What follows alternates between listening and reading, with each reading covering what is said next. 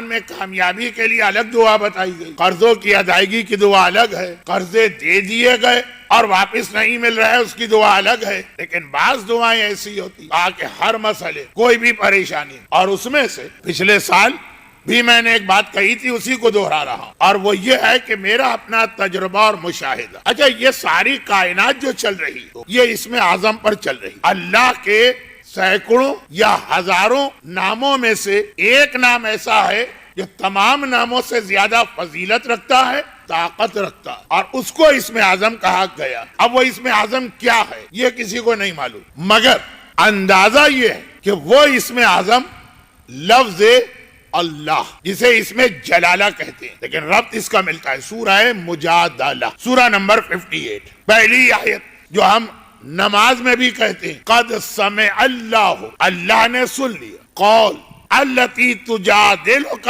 فی زوجہا وتشتکی اللہ، سمع اللہ، اللہ نے سنا، کیا چیز سن؟ اس عورت کا قول جو تجھ سے آ کر بحث کر رہی، بحث اسی کو عربی میں مجادلہ کہتے ہیں۔ سورہ مجادلہ میں جتنی آیتیں، شاید 23 ہیں اس وقت ذہن میں نہیں، یہ پورے قرآن کے 114 سوروں میں واحد سورہ جس کی ہر آیت میں کم سے کم ایک بار اسم اعظم، اسم اکبر، اسم جلالہ، لفظ اللہ استعمال ہوا۔ اگر 23 آیتیں ہیں تو ہر آیت میں ایک بار ضرور آیا۔ اس سے کائنات چل رہی، جو پوری کائنات کا پاسورڈ ہے، نظام کائنات جس اسم اعظم پر ہے، وہ سورہ مجادلہ میں چھپا ہوا۔ چنانچہ جتنی طاقت لفظ اللہ میں ہے، اتنی طاقت اس لفظ کی وجہ سے سورہ مجادلہ میں، اور سورہ توحید موضوع ہی اس کا اللہ کی وحدانیت کو ثابت کرنا۔ قل هو اللہ احد، اللہ کا لفظ ایک ہی بار آیا۔ سورہ حمد ہر آیت میں لفظ اللہ نہیں آیا۔ سورہ یاسین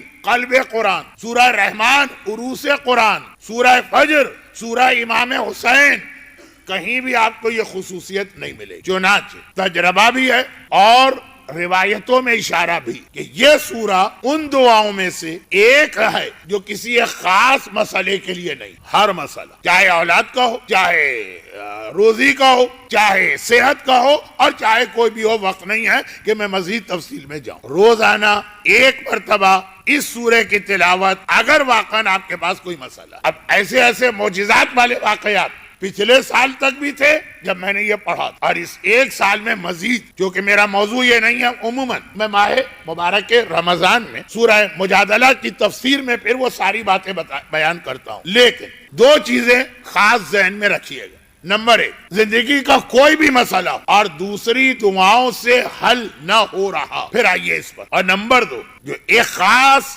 پریشانی لوگوں نے دیکھی ہوگی، اس کے لیے تو خاص طور پہ پہلے دن سے ہی سورہ مجادلہ، 2 سورے ہیں، لیکن چونکہ اس سال واٹس ایپ پر میرا ایک کلپ بہت چلا جس میں ایک سورے کا ذکر آ گیا، تو میں آپ کا وقت ان معنوں میں ضائع نہیں کرنا چاہتا کہ بہت سنی ہوئی بات۔ اسی سال ابھی 2 سورے جو ایک مسئلے کے لیے پہلے سے، جملہ ملائیے پچھلے جملے کہ سورہ مجادلہ باقی مسائل کے لیے اس وقت پڑھیں جب باقی دعائیں کام نہیں دے رہی، مگر ایک مسئلہ ایسا کہ وہ آغاز ہی وہاں پہ سورہ مجادلہ یا سورہ علم نشرہ سے کرنا، وہ کیا ہے؟ بعض لوگوں کا یہ تجربہ ہوگا کہ یا تو ان کی پوری زندگی میں ایک پریشانی یہ ہوتی ہے، اور یا پھر یہ کہ کچھ عرصے کے لیے ٹیمپریری، کہ جس کام میں وہ ہاتھ ڈالیں وہ کام بننے لگتا ہے، ہونے لگتا ہے، ایسا لگتا ہے کہ بس ہمیں کامیابی ہونے والی، آخر میں جا کے گڑبڑ ہو جاتی ہے۔ ایک تو ہے نا کہ آپ نے کام میں ہاتھ ڈالا، شروع سے ہی کام نہیں بن پا رہا،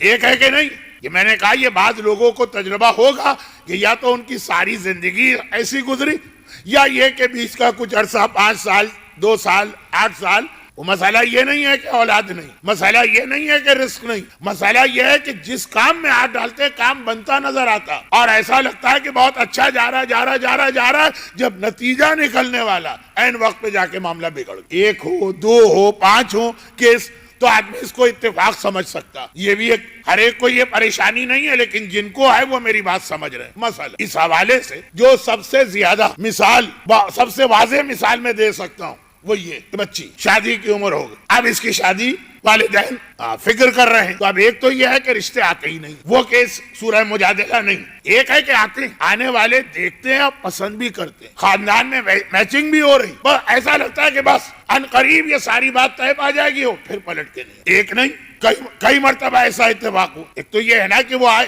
پہلے ہی دن پہلی ہی نشست میں ان کو پسند نہیں آیا رشتہ, کسی بھی وجہ سے لڑکی نہیں چاہیے, چلے گئے, وہ ایک الگ کیس. وہ پھر سورہ احزاب ہے, وہ پھر سورہ مریم ہے, وہ پھر سورہ طارق. ایک ہے کہ نہیں رشتے بہت آتے ہیں اور بات آگے بڑھتی بھی ہے. وہ خالی ناشتہ کرنے والے اور خالی پیسٹریاں کھانے والے اور خالی چائے پینے والے نہیں, سیریس لوگ آتے ہیں. لیکن پتہ نہیں کیا ہوتا ہے آخر میں ایک دم سے معاملہ ٹوٹ گیا. یہ تو میں نے اس لیے کہا کہ یہ مسئلہ تو جو بات میں سمجھانا چاہ رہا ہوں کہ کیا پرابلم کی دوا سورہ مجادلہ پہلے دن سے ہے, باقی مسائل کے لیے پہلا دن نہیں. لوگ آتے جا رہے ہیں, لیکن مجھے پتا ہے ان کی مجبوریاں, کتنی دور سے آ رہے ہیں, کتنی ڈرائیو کر کے آ رہے ہیں, لیکن میرے پاس آج وقت نہیں ہے تو میں دوہرا نہیں رہا ہوں. لیکن باقی مسائل میں تو یہ کہہ دوں کہ سورہ مجادلہ آخری دوا. لیکن یہ والی پریشان جو کئی دعاؤں میں, خاص طور پر حج کی دعاؤں میں, کہ اللہم انی اعوذ بک من شتات الامور, اے خدا میں خاص تیری پناہ چاہتا ہوں معاملات کے بگڑ جانے سے. بنتے بنتے جو معاملہ بگڑ جاتا, بیمار ہے, علاج کر رہے ہیں, صحت مل